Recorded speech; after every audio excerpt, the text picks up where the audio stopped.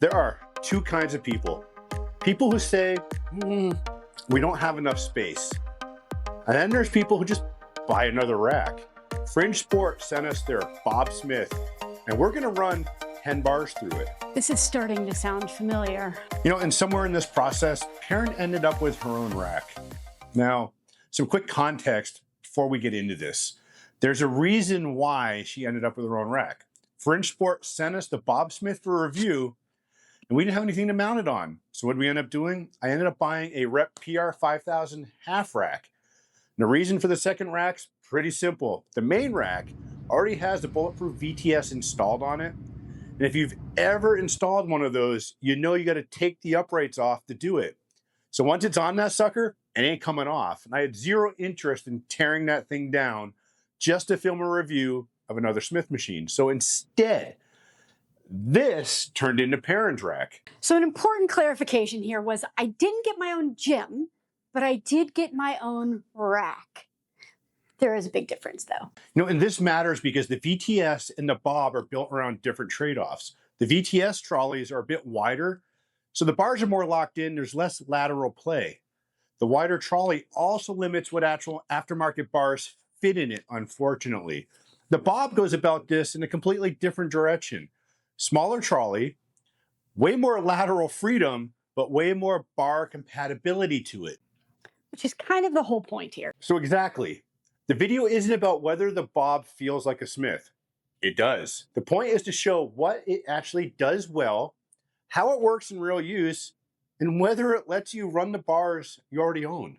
So if you're into specialty bars, or you've ever wondered whether your bar would even work on a Smith machine, stick around. We're running 10 different bars through this thing. All right, let's get into what this thing actually is. Okay, real quick before we start lifting, let's clear something up. This is not called the Bob Smith. A lot of people thought that, and honestly, that's fair.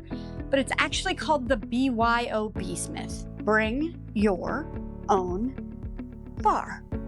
The Y is silent, and that's where the joke comes in. The name actually tells you exactly what this thing is.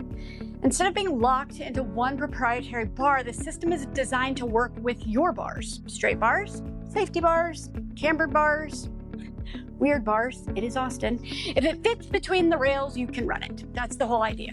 So it's rated up to 700 pounds, which is more than enough for what most people are actually doing here. And so for easy math, the two trolleys and hooks add about 15 pounds total to whatever bar you're actually using. So the starting weight stays really manageable, which matters for rehab, lighter work, or easing back into training, which is what I've been doing. The rails are fixed and vertical, but the bar itself isn't hard locked side to side. There is some lateral play, and we know that some people have been questioning that. So we actually tested it on camera, push it to its maximum side to side movement, and even there, the bar still tracks smoothly. What's nice is that you can actually fine-tune that feel a little bit. So the clamps on the bar actually control how much lateral freedom you have. If you tighten them down, you get less side-to-side movement, but the trade-off is the bar is harder to rotate when you're locking and unlocking it. If you loosen them up, the bar rotates easier, but you'll feel a little bit more of that lateral freedom. There's no right or wrong to the setup. Jeff prefers it tighter, even if it takes a little more effort to spin the bar, whereas I like it looser so that it's easier to rotate. You're just choosing how much you want to trade between rotation and the side-to-side feel. So another thing that's actually worth pointing out is each guide rod is made in two pieces. So it sounds scarier than it is, but in practice, you don't feel it at all. So the linear bearings slide right over that connection point without catching or binding. And it's really smooth. So the reason it's designed that way is for flexibility. So you can run the Smith full length on the outside of the rack, or move it to the inside and only use part of the guide rod. If you do run it inside, you give up a bit of how low it can go, but you keep the rest of the rack open. So you can still squat, bench, lift normally off J-cups and spotters without the Smith actually getting in the way. But the install itself is honestly wicked simple. It's basically 4 bolts, 2 at the top and 2 at the bottom. We just use the same bolts that already hold the cross members, so you're not adding extra hardware or doing anything overly complicated. Once the bolts are in, it becomes part of the rack.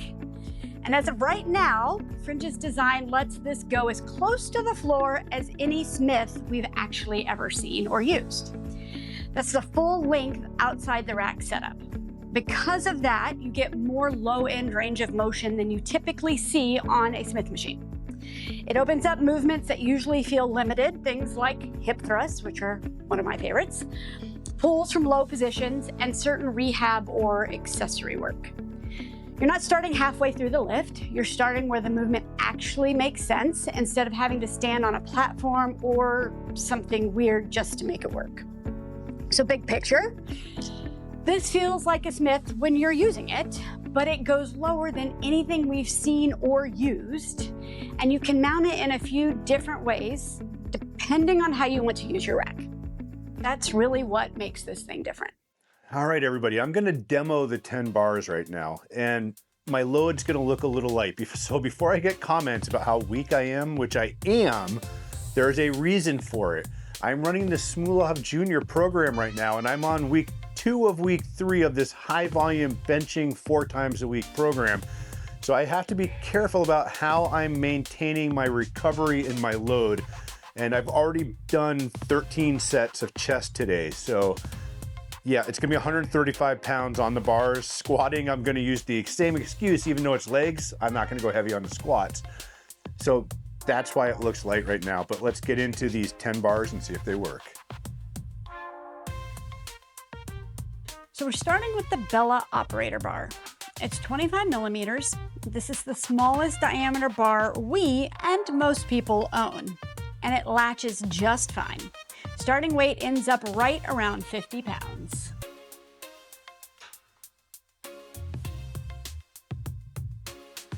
Next up is bar 2, which is the Fringe Sport Austin bar. So it's a standard 45-pound, 28.5 millimeter stainless bar. This is just a consistency check, doing the same movement. It's in a normal diameter, making sure nothing changes as we just swap out the bars. So bar 3 is the Prime Fitness Super Squat bar. And unfortunately, with a 38 millimeter diameter, this bar does not fit in the Smith machine.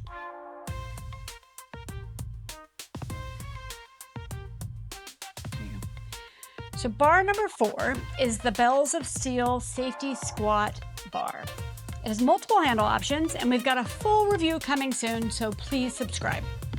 It is a different camber, a different feel, and it fits and latches, but you gotta be mindful because it's not knurled.